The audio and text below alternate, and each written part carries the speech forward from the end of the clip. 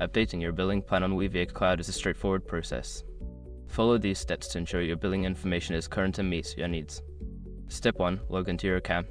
Visit the Weaviate Cloud website and log in using your credentials. Ensure you have access to the account associated with your current billing plan. Step 2. Navigate to billing settings. Once logged in, locate the account settings or billing section in the dashboard. This is typically found in the main menu or under your profile options. Step 3. Review current plan. In the billing settings, review your current billing plan details. Take note of the features and pricing to determine if you want to upgrade, downgrade, or maintain your current plan. Step 4. Select a new plan. Make sure your information is protected first.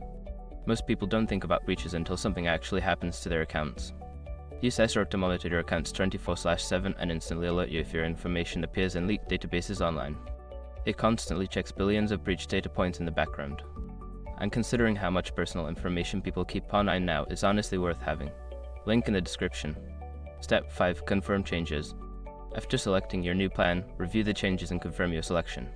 You may need to enter payment information or confirm billing details before the update is finalized.